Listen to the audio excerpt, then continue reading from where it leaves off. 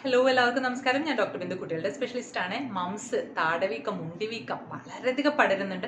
ഞാൻ എപ്പോഴും വിചാരിക്കും ഈ മാസം തീരും, പക്ഷെ ഇത് ഇപ്പോഴും ഇങ്ങനെ വന്നുകൊണ്ടിരിക്കുകയാണ്. നമ്പർ ഓഫ് കേസസ് പിന്നെയും കൂടി വരുന്നതായിട്ടാണ് തോന്നുന്നത്. മുമ്പ് നമ്മൾ ഡീറ്റെയിൽഡായി വീഡിയോ ഇട്ടതിൽ ഞാൻ അതെല്ലാം പറഞ്ഞിട്ടുണ്ട്. മംസിൻ്റെ കോംപ്ലിക്കേഷൻസ്, മംസ് വന്നു കഴിഞ്ഞാൽ തന്നെ കുട്ടികളുടെ താടി രണ്ട് സൈഡിലും വീക്കം വന്ന് കുഞ്ഞുങ്ങൾക്ക് വേദനയും ഭക്ഷണം കഴിക്കാൻ ബുദ്ധിമുട്ട്, പനി അങ്ങനെയെല്ലാം ഉണ്ടാവും. കൂടാതെ ചില കുട്ടികൾക്ക് നമുക്കതിൻ്റെ ഭവിഷ്യത്തുകൾ കാണാറുണ്ട്. വയറിനെയൊക്കെ ബാധിച്ച് ഛർദി, വയറുവേദന, പാൻക്രിയാസിനെയൊക്കെ ബാധിച്ചിട്ട് അതിൻ്റെ ഒരു ഇങ്ങനെ നീർക്കെട്ട് പോലെയൊക്കെ നമുക്ക് വരാറുണ്ട്. കൂടെ തന്നെ ന്യൂമോണിയ, ചില കുട്ടികൾക്ക് തലച്ചോറിനെ ബാധിക്കുക, അങ്ങനെയൊക്കെ. ആൺകുട്ടികൾക്ക് ചിലപ്പോൾ ടെസ്റ്റിസിനെയൊക്കെ ബാധിച്ചിട്ട് ആ ഭാഗം, അതായത് ജനനേന്ദ്രിയം ഭാഗത്തും നീര് വന്നിട്ട് വീക്കം വന്നിട്ട് വരാറുണ്ട്. അപ്പോൾ അതൊക്കെ ഭാവിയിലും ബുദ്ധിമുട്ടുകൾ കൂടുതലായിട്ട് ഉണ്ടാക്കിയേക്കാം. ഇതൊരു വൈറൽ ഡിസീസാണ്.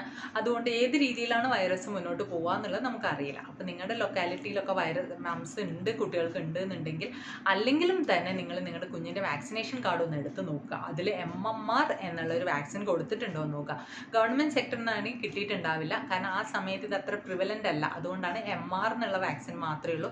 മീസിൽസ്, റുബെല്ലയാണ് MR. അതിൻ്റെ കൂടെ മംസും കൂടി വരുമ്പോഴാണ് MMR ആവുക. എടുത്തിട്ടില്ല നിങ്ങളുടെ കുട്ടിക്ക് എന്നുണ്ടെങ്കിൽ നിങ്ങൾ തീർച്ചയായിട്ടും പോയിട്ട് ഹോസ്പിറ്റലിൽ പോയിട്ട് MMR വാക്സിൻ എൻ്റെ കുഞ്ഞിന് വേണം എന്ന് പറയാം. ഒരു ഡോസ് എടുക്കുക. അതന്നെ അത്യാവശ്യം നല്ല ഇമ്മ്യൂണിറ്റി തരും. സെക്കൻഡ് ഡോസ് യൂഷ്വലി ഒരു 3 months കഴിഞ്ഞിട്ട് ഒരു സെക്കൻഡ് ഡോസും കൂടി എടുത്താൽ നമ്മുടെ കുഞ്ഞിന് അത്യാവശ്യം നല്ല പ്രൊട്ടക്ഷനായി.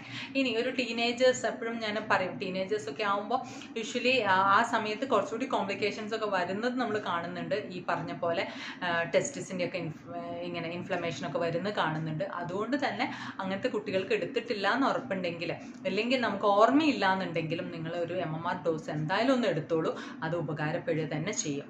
അപ്പോൾ ഈ ഡൗട്ട് നിങ്ങൾ നിങ്ങളുടെ ഫ്രണ്ട്സിനും ഫാമിലിക്കും ഒക്കെ പറഞ്ഞു കൊടുക്കും. എല്ലാവരും ഇത് എങ്ങനെ മാറ്റും? വന്നു കഴിഞ്ഞിട്ട് നമ്മൾ തൊട്ടടുത്ത കുട്ടീനെ നോക്കിയിട്ട് കാര്യമില്ല. അതായത് നമ്മുടെ അപ്പുറത്ത് ഉള്ളപ്പോഴേ നമ്മളിത് കൊടുത്തിട്ട് കാര്യമുള്ളൂ. കാരണം ഇമ്മ്യൂണിറ്റി വരാൻ കുറച്ചൊരു സമയം എടുക്കില്ലേ. അപ്പോൾ അതുകൊണ്ട് തന്നെ നിങ്ങൾ പോയിട്ട് ഹോസ്പിറ്റലിൽ പോയിട്ട് നിങ്ങളുടെ കുഞ്ഞിന് MMR വാക്സിൻ എടുക്കാം. എന്തെങ്കിലും ഡൗട്ട് ഉണ്ടെങ്കിൽ കമൻസിൽ ചോദിച്ചോളൂ, നമുക്ക് ഡിസ്കസ് ചെയ്യാം. പുതിയ വീഡിയോ ആയിട്ട് വരുന്നവരെ ബൈ ആൻഡ് ടേക്ക് കെയർ.